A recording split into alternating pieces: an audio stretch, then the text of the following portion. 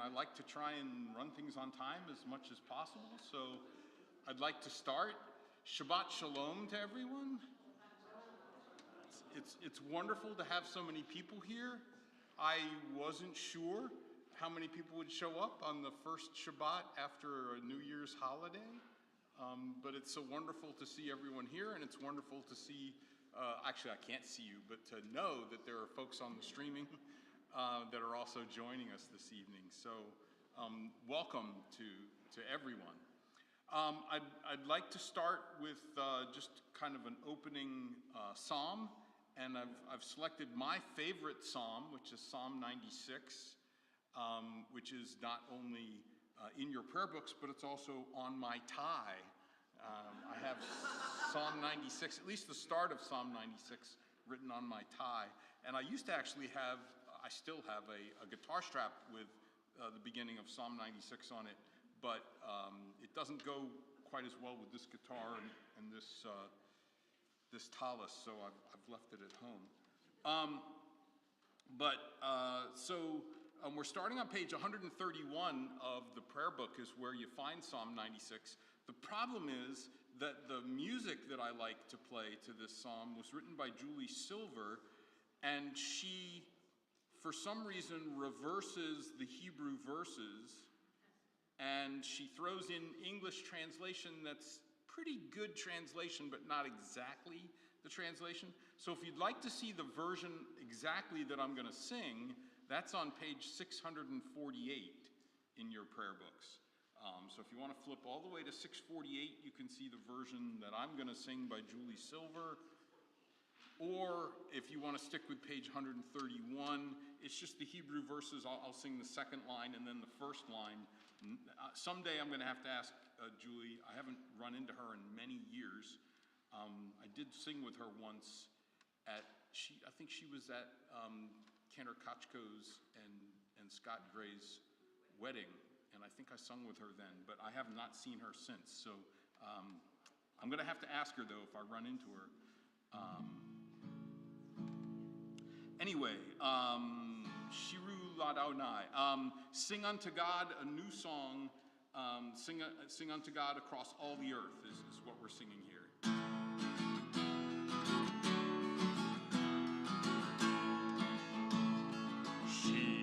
Shiru Ladonai,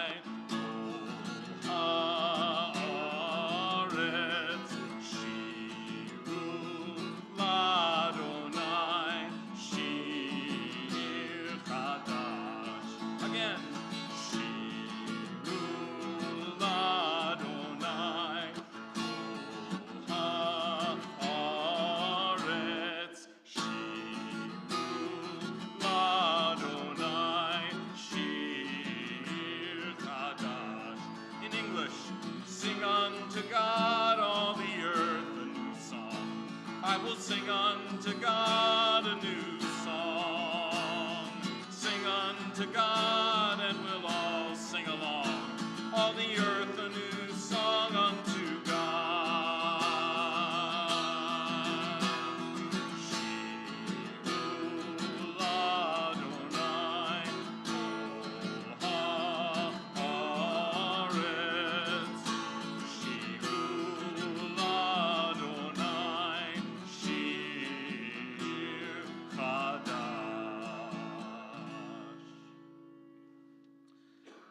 Okay, we come to the point in the service where we light the Shabbat candles. Is there anyone who'd like to come and light the Shabbat candles for us tonight? Anyone feel like coming up on the bima and come on up? Sure.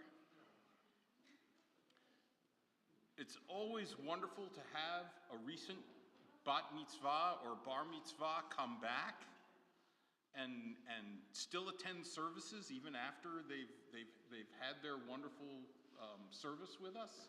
And so it's wonderful to see you back here with your family to light the Shabbat candles. And nothing like volunteering us. Who would actually like to do the lighting? Would you like to do the lighting? Yes. Okay. Yes. Go for it. Oh, you got a new one. It wasn't me. Yes. Someone got the new box. Always like the one furthest away from you first. So yeah, light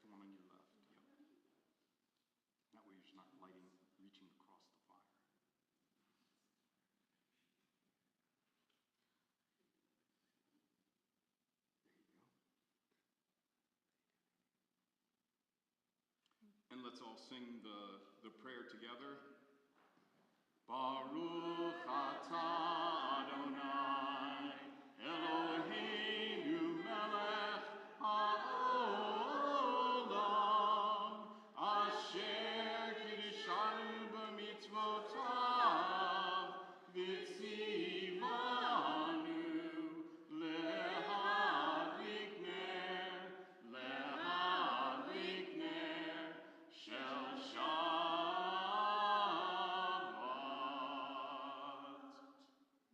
Thank you. Thank you. And if we turn to page 123 in your prayer books, we have the Kiddush there. And I think I explained last week, I'm not sure why it ends up at the beginning of the service, since it's typically done before we have food, and we thank for the food, but we'll do it in anticipation of the food that we will enjoy after the service. So on page 123, Baruch atah Adonai Eloheinu melech haolam borei peri hagafen. Baruch atah Adonai Eloheinu melech haolam asher kiddushanu b'mitzvotav v'ratzavanu v'shabbat kodsho mi'ahava uvratzon hinchilanu zikaron l'maseh bereshit ki hu yom tehila lemikrae kodesh zecher letziat mitzrayim kivanu v'charta v'yotanu kidarsta mikol hamim v'shabbat kodshecha bi'ava uvratzon hinchaltanu Baruch atah Adonai mekadesh hashabbat. Amen.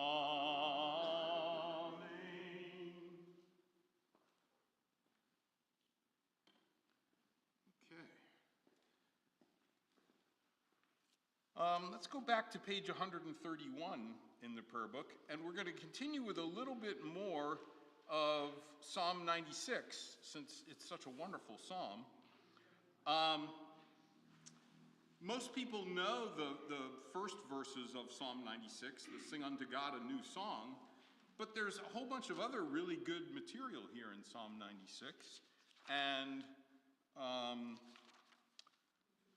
if we go down to the second paragraph, you see the paragraph break there near the bottom of the page, and the third line of the second paragraph, we have Ya'alo Sadai v'chol asher bo az yirananu kolatse ya'ar, which actually means, let the field and all that's in it exult, then shall all the trees of the forest shout for joy. It's a wonderful little piece of Psalm 96. And I selected it because I was kind of focusing on Psalm 96 tonight, and because, does anybody know what the next Jewish holiday is that comes up? We just had Hanukkah. What's the next Jewish holiday after that? Tu B'Shvat. So we're exulting with the trees here. We're preparing for Tu B'Shvat. It's only 6 weeks away, so just, we need some time to prepare, right, for it. So I learned this melody for Ya'alo Sadai when I got here. I'd never heard this melody before, but I really enjoy it. Hopefully you recognize it and you'll sing along.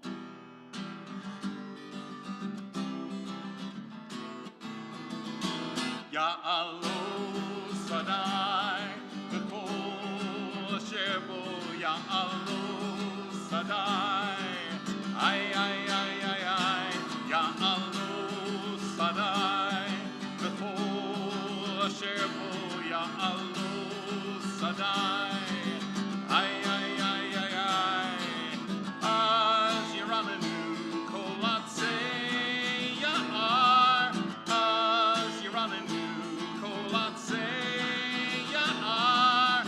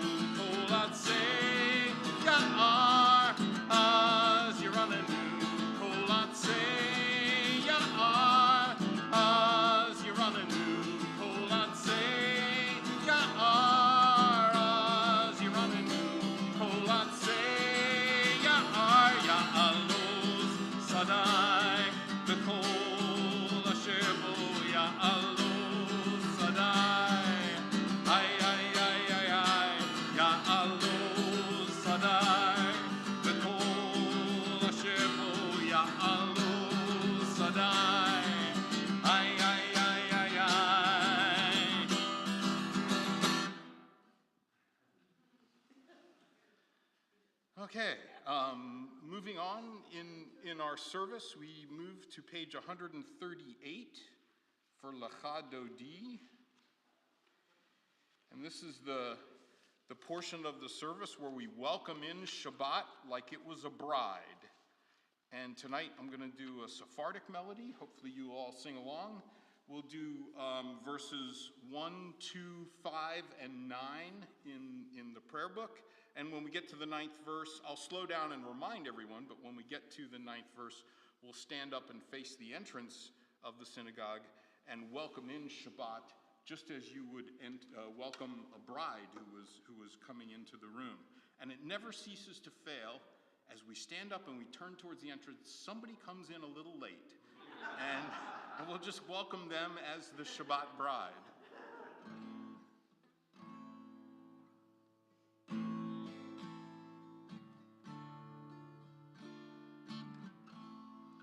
Lecha Dodi likrat kala, pnei Shabbat mekabela. Lecha Dodi likrat kala, pnei Shabbat mekabela. Lecha Dodi likrat kala, pnei Shabbat mekabela. Lecha Dodi likrat kala, pnei Shabbat mekabela. Shamur v'zachor v'dibur echad, tishmi'anu el hamyuchad, Adonai echad, u'shemo echad, l'shem u'tiferet v'letfilah. Lecha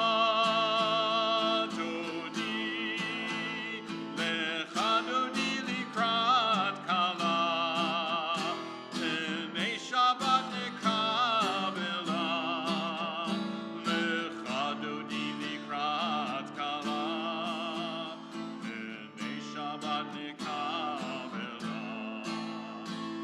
Likrat Shabbat lechu v'nilcha, ki hi mikor habaracha, merosh mekedem mesucha, sof maaseh b'machshavat techila. Lecha Dodi likrat kala, pnei Shabbat mekabela.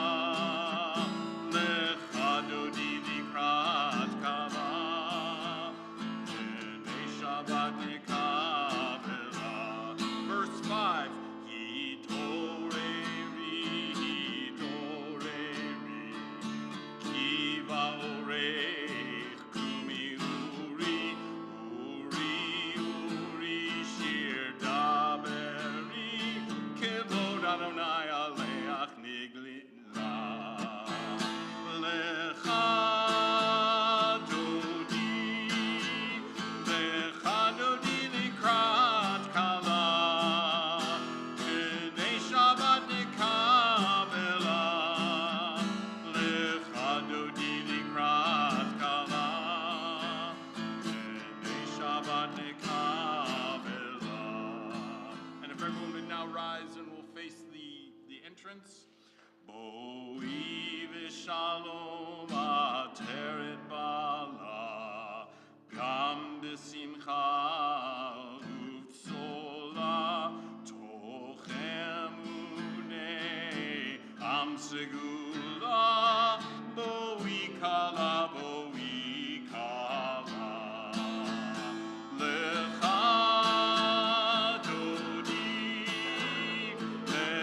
Dodi likrat kala, pnei Shabbat mekabela. Lecha Dodi likrat kala, pnei Shabbat mekabela. Thank you. It's wonderful to have so many of you singing, and I heard the repeat coming back to me on the Lachad Dodi, which I think was being led by some of Nashira here, which is wonderful. And just to throw in a quick plug, we've got the Nashira Shabbat coming up next week, so make sure you come and hear all the wonderful things Nashira has been preparing for us for next week's Shabbat. Okay, we actually remain standing for the Baruch. So those of you sat down, you'll get a little more exercise standing up again. So we stay up for the Baruch. And let me do this in a better key for everybody. So I keep forgetting to, not everybody sings as low as I do.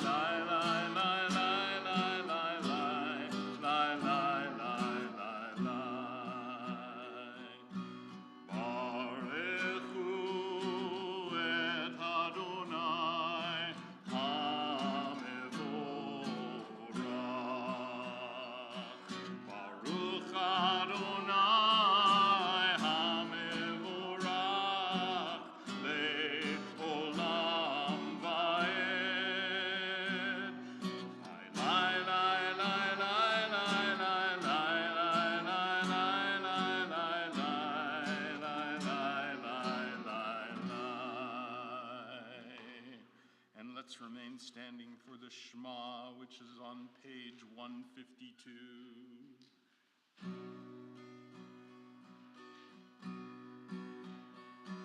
Shema Yisrael Adonai Eloheinu Adonai Echad. Shema Yisrael Adonai Eloheinu Adonai Echad. Shema Yisrael Adonai Eloheinu Adonai Echad.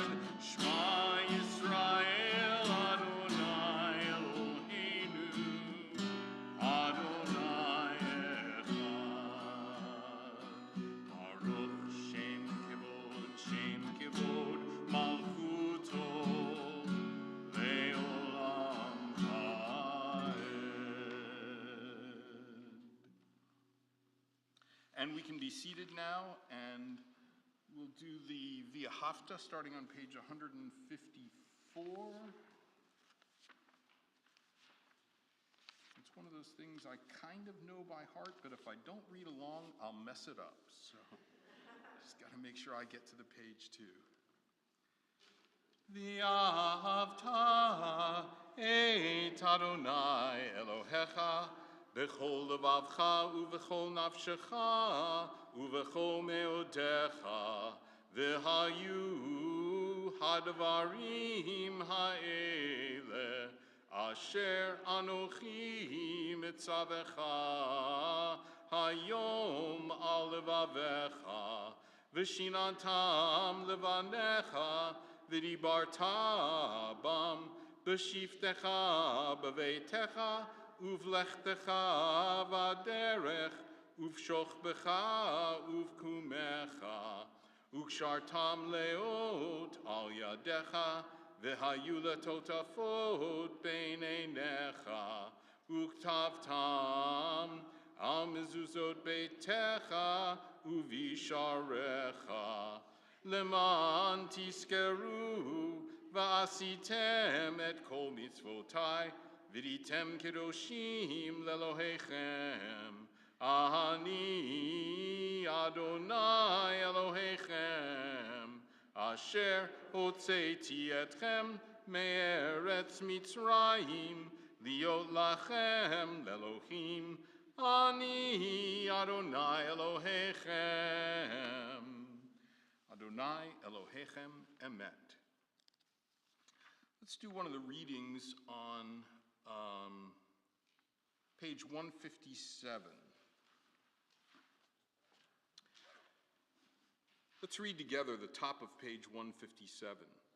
Standing on the parted shores of history, we still believe what we were taught before ever we stood at Sinai's foot, that wherever we go, it is eternally Egypt, that there is a better place, a promised land, that the winding way to that promise passes through the wilderness, that there is no way to get from here to there except by joining hands and marching together.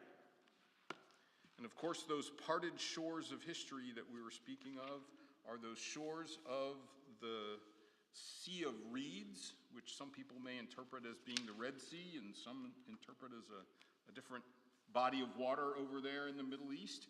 And once our ancestors got across the Sea of Reeds on dry land and they were saved from the Egyptian army, they sang, Mi kamocha ba'elim Adonai, who is like our God? And so we'll do Mi kamocha, and we're going to do the Debbie Friedman version today, which is hopefully known by many folks. And let's see.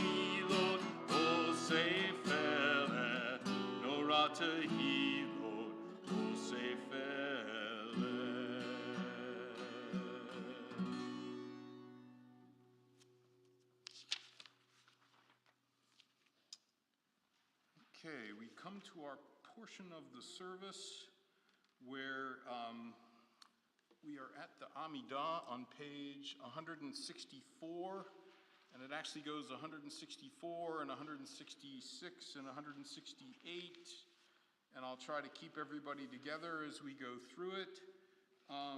And literally, this is the Amidah, which is the standing prayer, so please rise.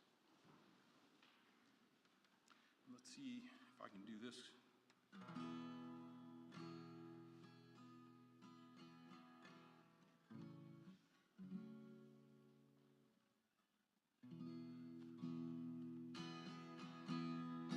La la la la la.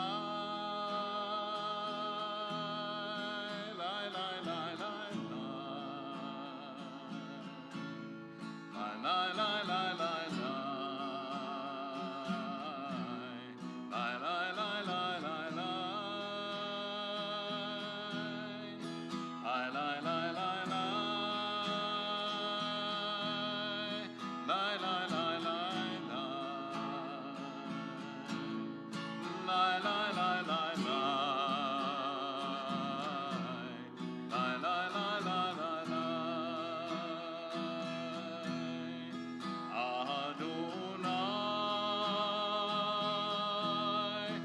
Sefatai tiftach, ufi yagid, tehilatecha.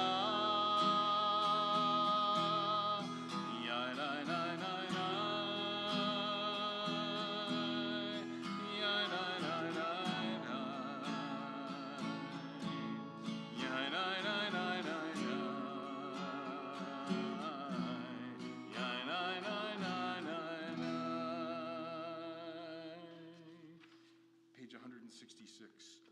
Baruch atah Adonai Eloheinu v'Elohei Avotenu v'Imotenu Elohei Avraham Elohei Yitzhak v'Elohei Yaakov Elohei Sarah Elohei Rivka Elohei Leah v'Elohei Rachel Ha'el Hagadol Hagibor v'Hanorah El Elyon Gomer Chasadim Tovim V'Konei Hakol V'Zocher Chasdei Avot V'Imahot Umevi Gedula Lifnei Bneihem Leman Shemo B'Yahava Melech Ozer U'Moshia U'Magen Baruch atah Adonai Magen Avraham ve'Ezrat Sarah, page 168.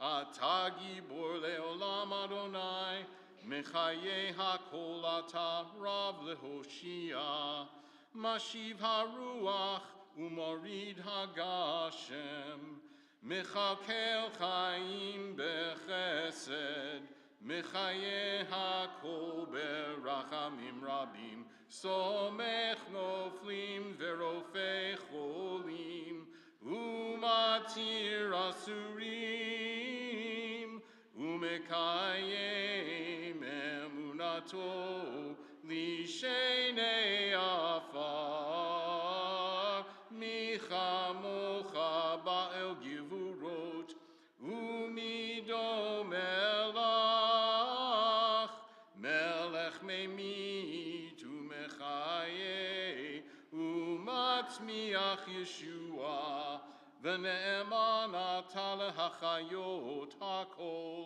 Baruch atah Adonai, Mechaye hakol. Page 170. Atah kadosh v'shimcha kadosh, U'kiddushim b'chol yom yalu chasela, Baruch atah Adonai, Ha'el HaKadosh. On page 173, we have an English reading, and we can be seated.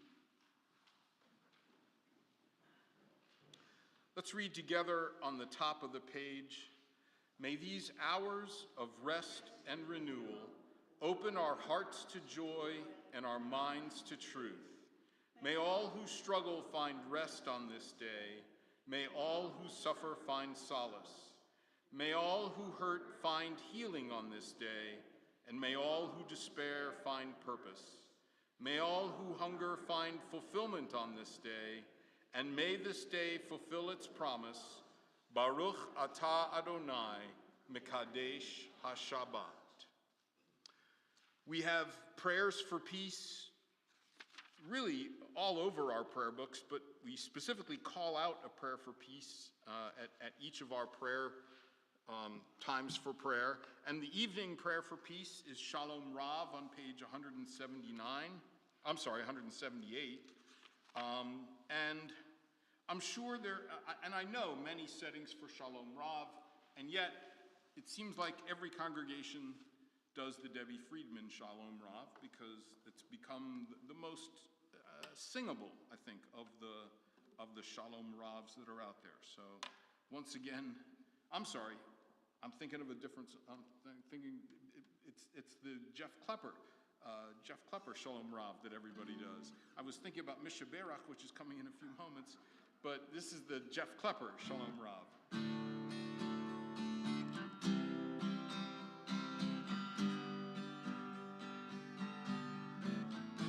Shalom Rav al Yisrael Amcha, tasim leolam. Shalom Rav al Yisrael amcha tasim leolam. Ki atahu melech adon lechol hashalom. Ki atahu melech adon lechol hashalom. Shalom Rav al Yisrael amcha tasim leolam. Shalom Rav al Yisrael amcha tasim leolam. V'tov einecha levarech et amcha Yisrael bechol עת ובכל שעה בשלומך.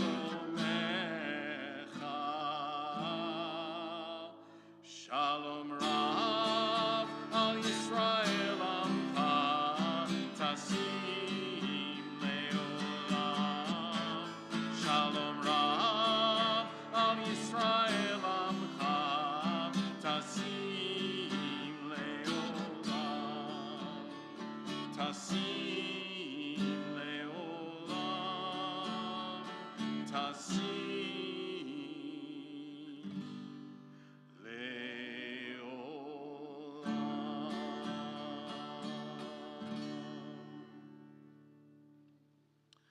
Well, one of the things I forgot to do when I was preparing for tonight was to grab one of the mics out of the back so that I could go out into the congregation and everybody on the stream would hear us. So let me just go grab a microphone really quick.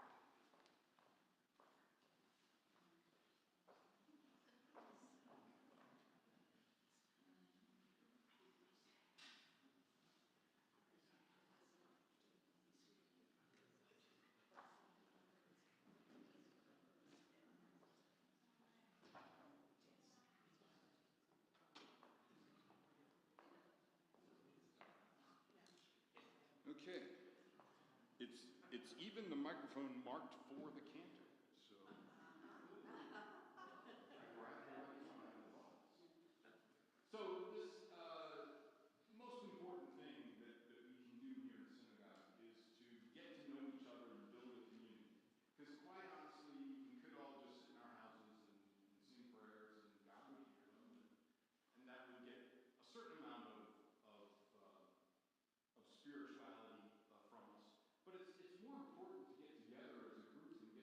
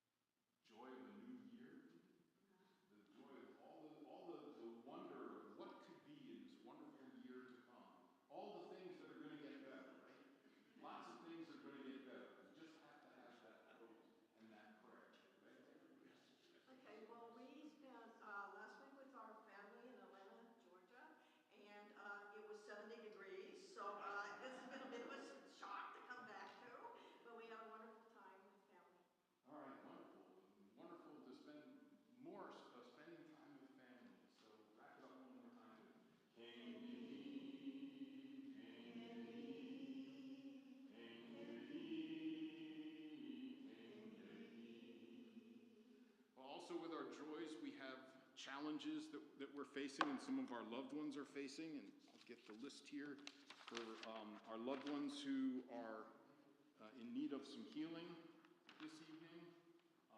We have on our list with the synagogue, we have Chuck Anthony and Ted Herman, who are members of the congregation and in need of some healing this evening, so we will be praying for them. Is there anyone here who would also like to mention someone else who's in need of healing this evening? Release from pain? Bob Watch. Howard Mitchell. Marilyn Savage.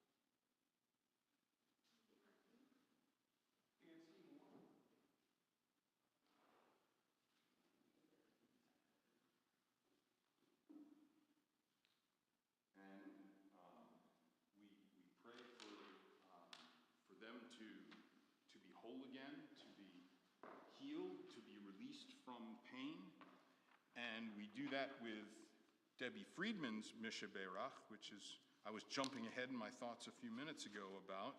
And again, there are many different versions of Misha Berach. I don't need this anymore. I can turn this off and use the mics that are up here now. Many different versions of Misha Berach, and yet just about every congregation seems to have settled on the Debbie Friedman prayer for healing. And this is on page 371 in your prayer books, 371. And I'm going to put this back on.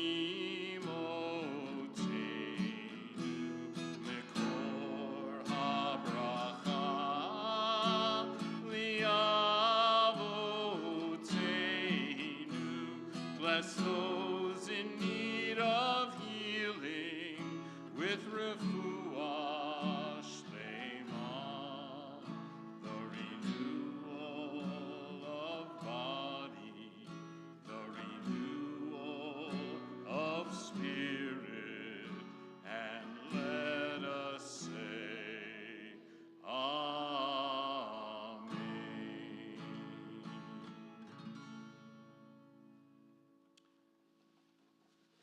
We come to a portion of the service where we're just going to have a little bit of silent prayer, a little bit of whatever prayers are in your heart that you want to think about. And if you don't have anything you can think about, you can always take a look at the prayer book between page 174 and 180. There's some interesting stuff there if you'd like to read a little bit there, if you don't have anything that you specifically want to pray for, but a little bit of silent prayer.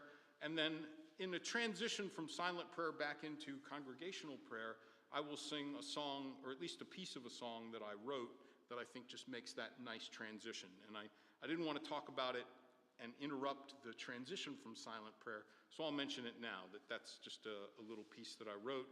It's very easy to sing along with, and even if you've never heard it before, you should be able to pick up the melody and the lyrics pretty quickly and sing along with it. So a little bit of silent prayer, and then we'll come back together as a group.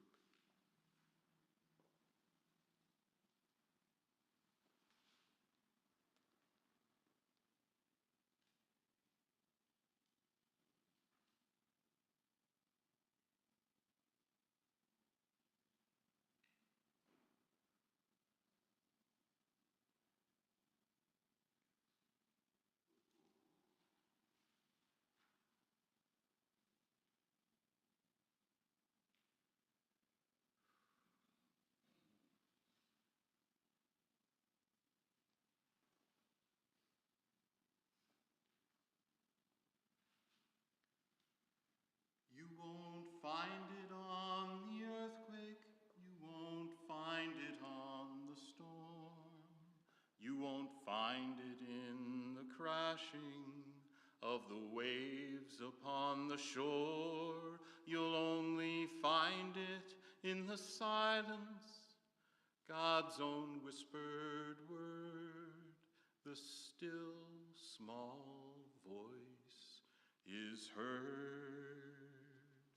You won't find it on the earthquake.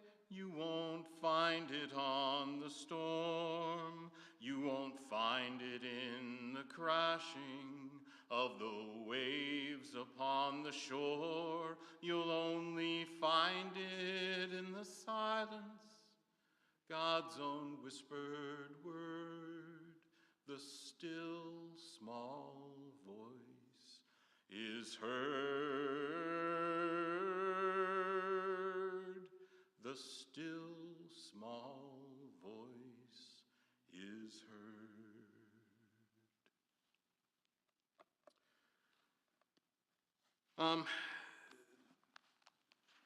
This is the portion of the service where we talk a little bit about the Torah portion. We're not going to do a Torah service tonight, so don't worry. We're not going to spend that kind of time to do a Torah service tonight. But I thought it was important to talk a little bit about the Torah portion that is read this week. And the portion we read this week is Vayechi, and it is the last portion in the book of Genesis. So we're finishing up the book of Genesis. We're finishing up the story of Jacob, the youngest or the most recent of the patriarchs, and his son Joseph. We've been through the Joseph cycle here, talking about Joseph's life. And Jacob and Israel in last week's Torah portion, Jacob and Joseph were reunited after being apart for a long period of time. And so we come kind of to the end of this cycle. And so, being a former college professor, I'm going to give you all a pop quiz. Don't worry about it. You're not going to be graded on this, but I thought it'd be interesting to do this little pop quiz. So, something very important happens in this Torah portion, and so to get at it, I want to ask you the question: how many sons did Jacob have? And I'll warn you, there's more than one correct answer. So how many sons did Jacob, his name was changed to Israel, and that's a pet peeve of mine, that everyone else in the Bible who has their name changed, once their name changes, it stays changed, right? When we first meet Abraham, his name isn't Abraham, his name is Avram, and then Avram, his name gets changed to Avraham, and then for the rest of the Torah, he's Avraham. Jacob wrestles with the shadowy figure. We're not really quite sure who it was he wrestled with, but after he was done and he at least held his own, his name was changed to Israel, which literally means to wrestle with God or to fight with God. And yet, right after that, the Torah goes back to calling him Jacob, even though it says from now on you're going to be called Israel. It goes back to calling him Jacob. So in this Torah portion, I lost count of how many times it switched back and forth between Jacob and Israel, but it's the same person, Jacob or Israel, however you want to refer to him. How many sons did he have? Okay, so we have 12, a very popular answer. I think he had a group of 10. Okay, so we have 10. So it was correct. 10 at one time was correct, so that's why I say it's not an incorrect answer. It was correct, but then Joseph and Benjamin were born. So then it got to 12. And in the beginning of this week's Torah portion, the answer is 12. Although there's another section in Genesis that said he had 33 sons. I'm not sure where that came from. And I think they may have been counting sons and grandsons, but it's another story. But we know about 12 at the beginning of this week's Torah portion. And I'm curious if anybody can, if we together can get to the names of the 12. Just curious if we can do that. I think of them in three groups. I think of them as the oldest 4, the youngest 2, and then the ones in the middle, those middle children, those challenging middle children. But just call out a name if you can remember a name of one of Jacob's or Israel's sons. Levi, I've heard Levi, correct? Reuben was the oldest, yup. Simeon, yes. Gad, yes. Levi, yup. Judah, yup. Judah's very important, can't forget Judah. Issachar, yup. Dan, yup. I heard Asher, I heard Naphtali, I think. Yup. And then we have the two youngest that I just named. Joseph and Benjamin, right. We got the 12. Excellent. You guys are doing really great on this pop quiz. So we got the 12. So during this week's Torah portion, Jacob adopts two more sons. Who does he adopt? He adopts Joseph's sons. So he takes his grandsons and he adopts them. It's actually written out in Genesis chapter 48, verse 5, where Jacob says to Joseph, "Now your two sons, who were born to you in the land of Egypt, before I came to you in Egypt, shall be mine. Ephraim and Manasseh shall be mine no less than Reuben and Simeon." So he names his oldest two sons, Reuben and Simeon, and he says, Manasseh and Ephraim are going to be my sons just like Reuben and Simeon. Why does he do that? Why does he adopt his grandsons and make them his sons? So there's four answers to that question that I found in trying to research that question. Why does Jacob adopt his grandsons? Well, the first reason that I found that biblical scholars give to that question is that right after Jacob says this in Genesis chapter 48, verse 7, he says, "I do this because when I was returning from Paddan," which was a village or an area of the land of Canaan at the time, "Rachel died to my sorrow." And I believe what he's saying there is that he had two sons with Rachel, the youngest of his sons, Joseph and Benjamin. Had Rachel lived, he would have wanted more sons. I think that's what he's saying there, because he doesn't elaborate on it. He just says, "I do this because Rachel died, and I couldn't be with her anymore." So I'm adding the little piece, well, I think maybe he wanted to have more children with her. But there's other reasons that biblical scholars give to answer that question. Another reason that's given to why Jacob adopted Manasseh and Ephraim is that Manasseh and Ephraim are born in Egypt. They're actually born, Joseph is their father, but their mother is an Egyptian. She's a priestess in Egypt. And so here are these two boys that are born in Egypt and surrounded by Egyptian culture, which we all know. We've all studied Egyptian culture at some point in time. It's a very strong culture at this point in time. It's one of the powerhouses of the Middle East. And yet these boys stick with their father's religion and their father's view of God. They don't buy into the Egyptian gods and the multiple gods and all the Egyptian culture. They stick with Joseph and his belief in the one and only God. And so that's another reason given for Jacob adopting them, is Jacob somehow had this knowledge that eventually his descendants were going to need to have that skill of being absorbed into other cultures and yet sticking to their own traditions and beliefs. Much like we have to do in a world where we are not the majority in our culture. We are not the majority, and yet we stick to our religion and our beliefs, much like Manasseh and Ephraim did.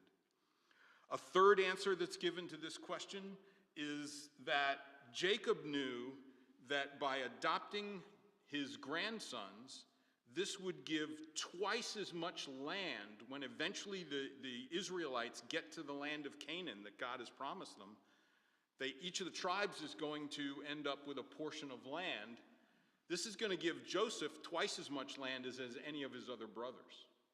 Because each of Joseph's sons is going to become a tribe, and they're each going to get land in Canaan, and therefore Joseph gets twice as much land as all of the other sons of Jacob. So it's kind of a sneaky way of making sure Joseph, who's one of the younger sons, but did so much more for continuing our religious tradition.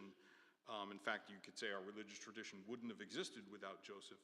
And so it's a way of making sure his legacy is a little bit more than the other sons. And quite honestly, just about everybody can name, if I ask people to name the sons of Jacob, just about everybody can come up with Joseph and Benjamin. But I was amazed, actually, and pleased that you guys could come up with all of those names, because most people can't think of names like Issachar and Asher and Gad, I should say. Yeah, it was making sure that Joseph was recognized a little bit more than the other brothers. And then there's a fourth answer to the question, why were these two boys adopted? And the fourth answer is because these are good children. Manasseh and Ephraim are good kids who actually get along with and like each other. Has that happened anywhere else in the book of Genesis, where brothers get along with and like each other? No, it hasn't happened. So Jacob is trying to recognize this and saying, you know, these guys deserve something special. This is a break from family tradition to have brothers that actually get along with and like each other.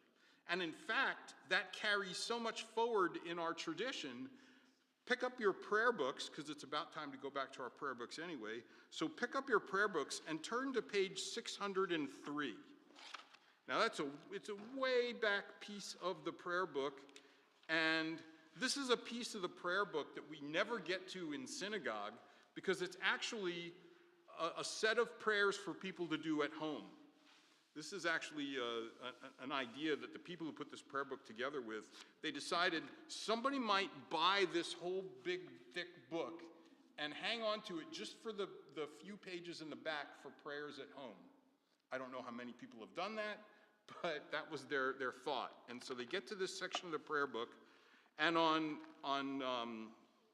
Shabbat, it is very traditional for mothers and fathers to bless their children on Shabbat. And you can see here, this is the blessing for children on Shabbat that is supposed to be done at home. And you can see the column there on the left for boys. It says, Yisimcha Elohim be'Ephraim v'ki Menashe. May God inspire you to live like Ephraim and Manasseh. That is a prayer that Jewish people do in their homes to this day, thousands of years after the events in this week's Torah portion. Look on the right column for girls. We say, Yisamech Elohim kesara, kerivka, kerachel, ukelea. May God inspire you to live like Sarah, Rebecca, Rachel, and Leah. So the girls, we want them to be and grow up and be like the matriarchs.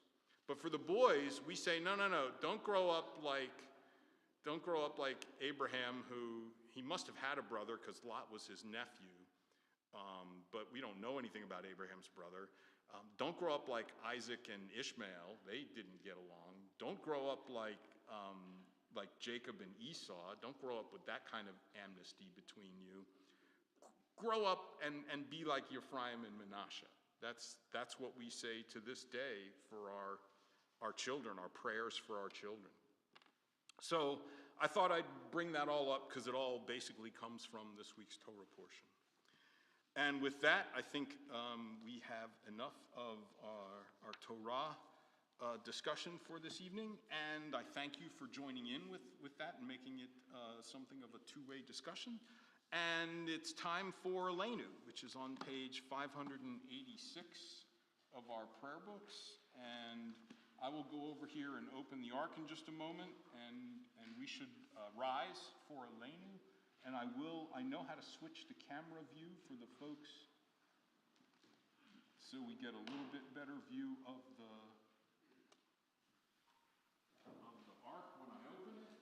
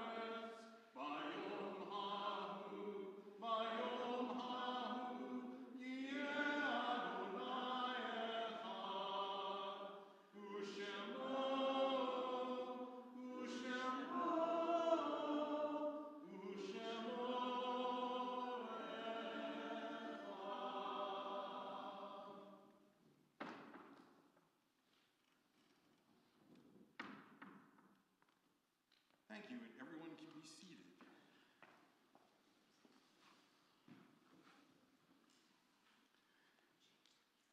I mentioned last week when I was doing services that when I come to this point in a service where we are going to recognize those people who have passed recently within our congregation and those people who have passed it this week in years gone by for members of our congregation.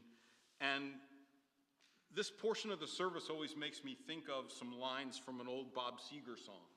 And I consider Bob Seger to have been one of the greatest poets of the 20th century.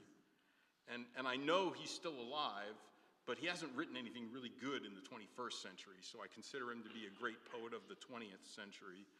And he wrote these 4 lines, and I'm taking them out of context from the way he wrote them, but they really sum up for me what this point in the service is all about.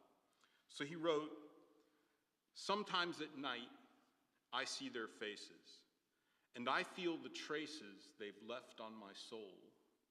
And those are the memories that make me a wealthy soul. Those are the memories that make me a wealthy soul." And at this point in our service, we are remembering those people whose memories make us wealthy souls. We're remembering Mark Koppelman and Lloyd Greenfield, who passed away within 30 days of today, so we're in a period of shloshim for them. And I should mention, as I mentioned their names, if you're here to remember them, we ask you to rise, and so we can recognize that you're someone in need of support. And also, I'll mention the people whose yortzites are for this week. And again, if you're here remembering one of these people, we ask you to rise, and so we can recognize that you could use a little extra support this evening.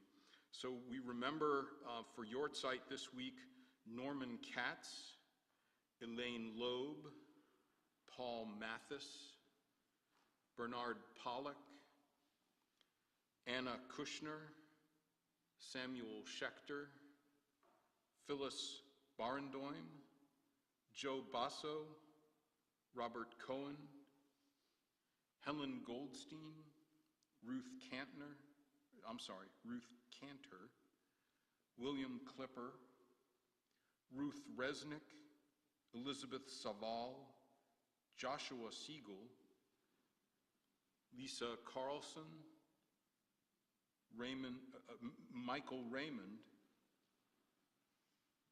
Edith Saposnik, Samuel Einstein, and Brian Wagner. And is there anyone else who is remembering someone this evening? As I look around the room. Betty Arendt.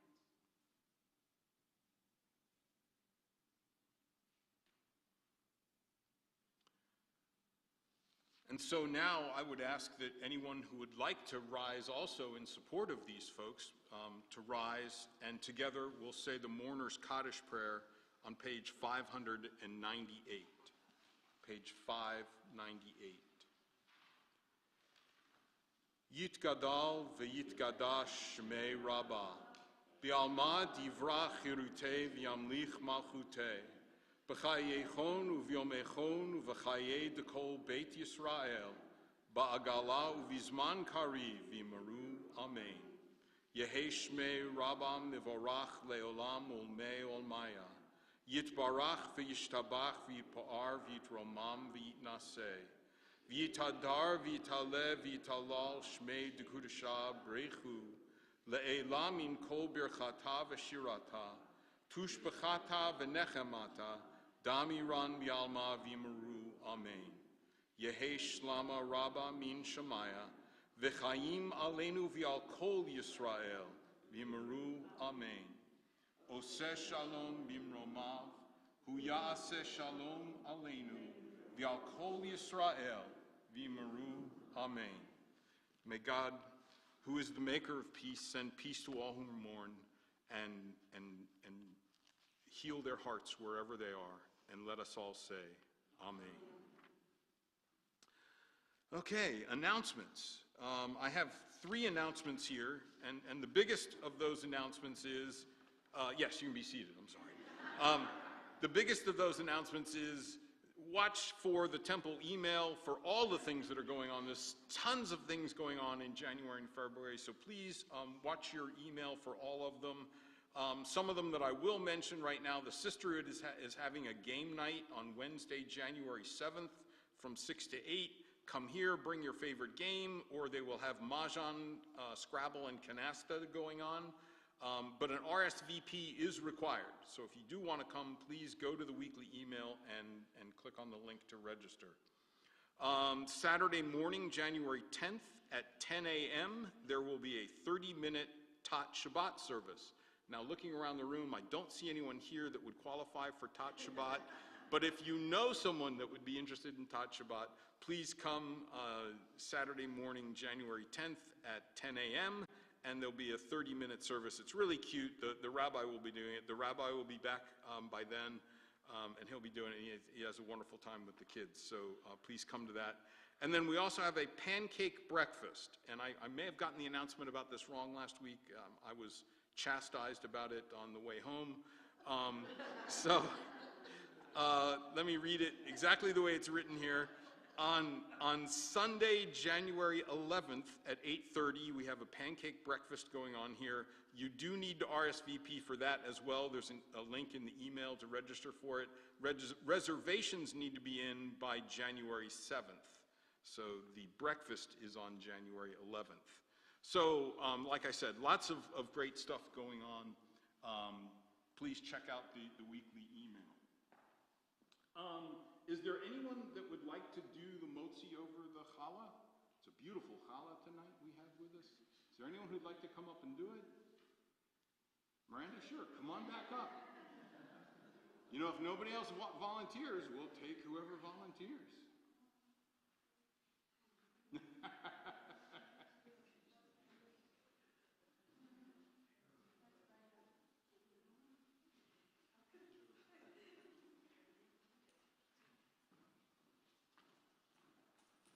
Go ahead and pick up the challah. Yeah. And would you like to start the prayer, or would you like us to start it? Tell him to start it. You'd like me to start it? Yes, please. Baruch atah Adonai Eloheinu melech haolam, hamotzi lechem min haaretz. Amen. Now tear off a piece, or pieces, and eat it. And one of the reasons I ask people to do this is I'm allergic to yeast, and I'm allergic to eggs, and challah really sets me off. I had a little piece last week because you're supposed to eat it after you say the prayer, and then I was sorry I did that. So better for folks that can eat the challah to actually do the prayer. Thank you for coming up. And we'll bring that to the oneg as well. And so that brings us to our closing prayer. And our closing prayer tonight is going to be, and this is a little bit of a surprise for Joan, our closing prayer tonight is going to be a piece of Adon Olam. So if you turn to page 625 in your prayer books, we have Adon Olam, which is a very common concluding prayer for services. But I'm just going to do the last verse, Biyado. And you can see the lyrics there, Biyado afkid ruchi, B'yedishan v'ahira, V'im ruchi gaviyati Adonai li v'lo ira, which means, into your hands I entrust my spirit, when I sleep and when I wake, and with my spirit my body also. Adonai is with me, and I shall not fear. Many years ago, Craig Taubman wrote a beautiful melody just to that verse, Biyado afkid ruchi. And Joan and I heard it years ago, and Joan is a cancer survivor, and so it became very meaningful to us to help us through that period of time when she was fighting that. And the wonderful thing is that was more than 18 years ago, and she is now totally cancer-free. But yet this melody still has a great deal of meaning to us. So I decided I would close my last service doing by myself, because the rabbi will be back next week. So I figured I would close the service with this setting of Biyado.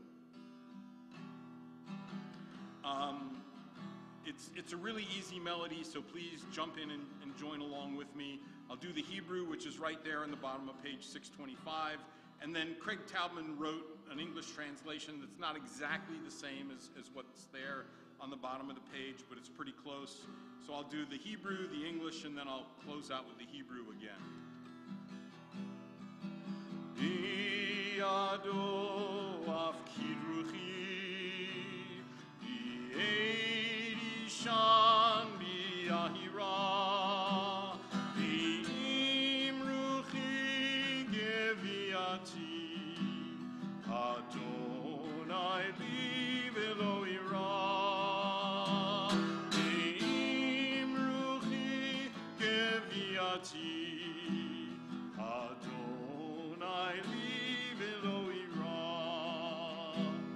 my soul I give to you, my spirit in your care. Draw me near, I shall not fear. Hold me in your hands. Draw me near, I shall not fear. Save me in your hands. Bi'ado af kidruchi, bi'edi shan bi'ahira, bi'imruchi geviati, Adonai li velo ira.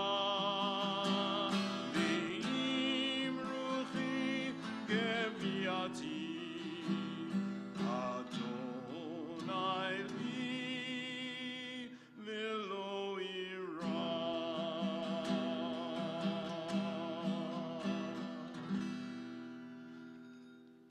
Thank you, and that concludes our service. Now please join us for a wonderful oneg that's out in the entryway, and I look forward to chatting with everybody in just a few moments.